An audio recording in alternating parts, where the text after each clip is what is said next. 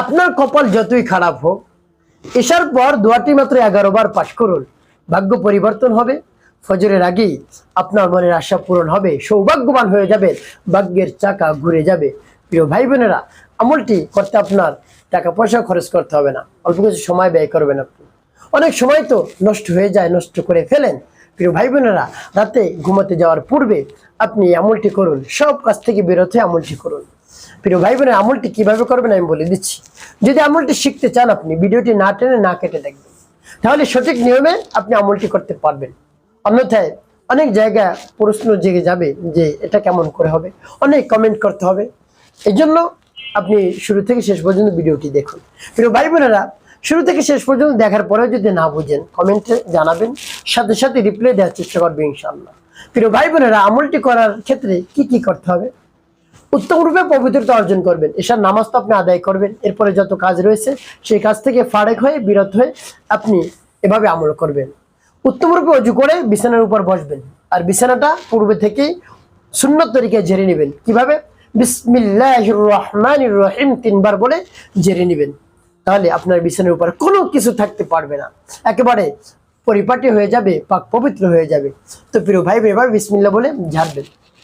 আপনি ওই স্থানে বসেই জীবনের গুনার কথা স্মরণ করে ক্ষমা প্রার্থনা করবেন। হায় আল্লাহ, জীবনের সমুদায় গুনাহ খাতাগুলো মাফ করে দিন। যত ধরনের অন্যায় অপরাধ জীবনে করেছি, সব ধরনের অন্যায় অপরাধ আপনি ক্ষমা করে দিয়ে অন্তরকে পাক পবিত্র বানিয়ে দিন। এভাবে আল্লাহ রাব্বুল আলামিনের কাছে বলবেন। এরপরে আপনি 3 বার দুরূদ শরীফ পাঠ করবেন, সাল্লাল্লাহু আলাইহি ওয়াসাল্লাম, সাল্লাল্লাহু আলাইহি ওয়াসাল্লাম, সাল্লাল্লাহু আলাইহি ওয়াসাল্লাম। ইস্তিগফার দুরূদ শরীফ পাঠ করা হয়ে গেলে এরপরে আপনি সেই দোয়াটি পাঠ করবেন। যখন পাঠ করবেন, রব্বি কারীমের কাছে বলবেন, আল্লাহ আমার আমলকে সময়কে কবুল করুন, আর যে সমস্যা সমাধানের জন্য আমলটি করতেছি সেই সমস্যা সমাধান করে দিন।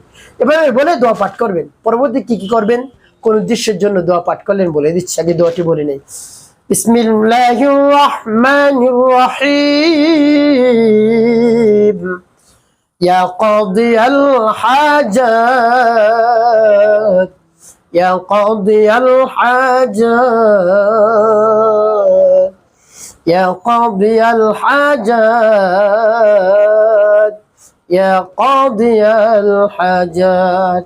এভাবে গুনে গুনে আপনি 11 বার পাঠ করবেন। এরপর পাঠ করবেন, ইয়া যাল জালালি ওয়াল ইকরাম, ইয়া যাল জালালি ওয়াল ইকরাম, ইয়া যাল জালালি ওয়াল ইকরাম।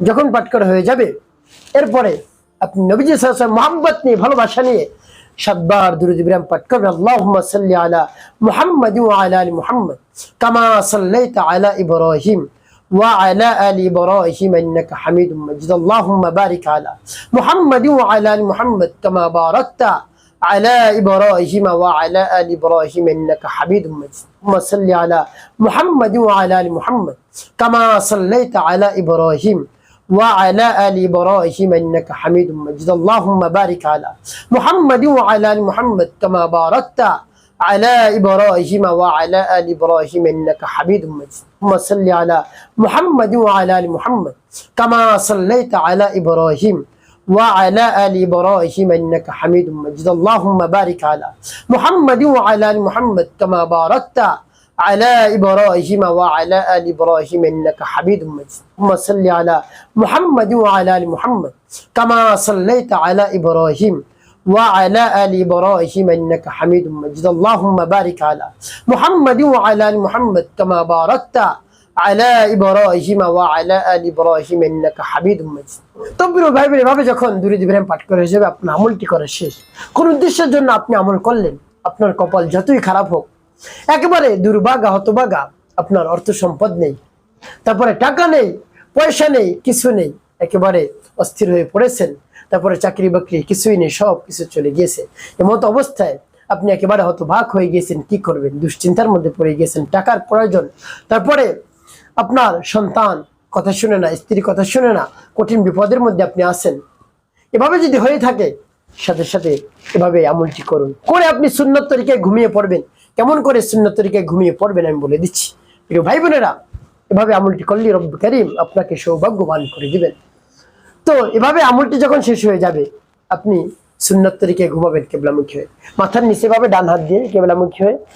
এরপরে দোয়া পাঠ করবেন আল্লাহুম্মা বিসমিকা আমুতু ওয়া আহইয়া, এবং বলবেন হে আল্লাহ ফজরের নামাজে যেন আমি জাগ্রত হতে পারি, আপনি সেই তৌফিক দান করিয়েন, আমাকে আপনি জাগ্রত করে দিয়েন। এভাবে রব্বি কারিমের কাছে বলবেন।